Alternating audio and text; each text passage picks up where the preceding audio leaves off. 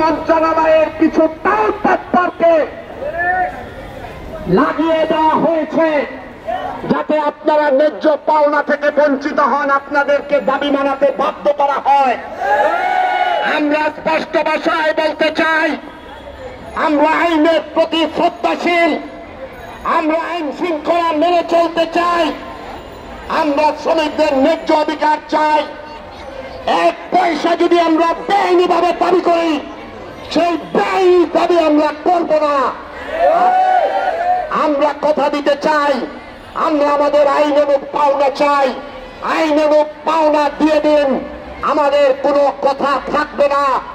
যদি বেআইনি ভাবে ষড়যন্ত্র করে ওই দাউদ বাটপারদেরকে দিয়ে, নামদারি শ্রমিক নেতাদেরকে দিয়ে শ্রমিকদের ন্যায্য পাওনা থেকে বঞ্চিত করতে চান, আমরা তার দাঁত ভাঙা জবাব দেব। সংগ্রামী বন্ধুগণ, আমরা আমাদের অঙ্গীকার মতো আমরা অবস্থান কর্মসূচি চালিয়ে যাব। 5 দিন হলো আমার এই ভাই বোনরা এক ইঞ্চি জায়গা পাচ্ছে না, তারা রাত্রি যাপন করার ঘুমানোর। শ্রমিকদের অধিকার প্রতিষ্ঠান সংগ্রামের একটি ভবন, ওই মুক্তি ভবনে তারা সিঁড়িকুটার উপর, রাস্তার উপর অর্ধেক ঘুমিয়ে না ঘুমিয়ে রাত্রি যাপন করছে। সাংবাদিক বন্ধুরা, আপনারা লক্ষ্য করছেন, সারাদিনে একবেলা পেটে ভাত জুটে না, খেয়ে না খেয়ে এই ন্যায্য দাবির জন্য আন্দোলনে আছে আমার এই ভাই বোনরা।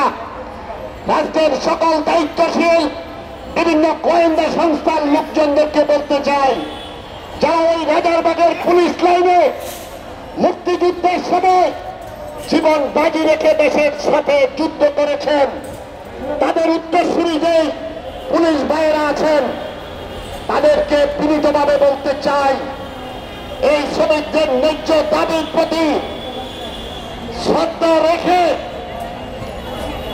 ওই মাস্তান মালিক বাহিনীর যে মাস্তান সদস্য ওই দাউদ কামালকে গ্রেফতার করে আপনারা আইনের মুখোমুখি করান এবং শ্রমিকদের ন্যায্য দাবি আদায় করবেন।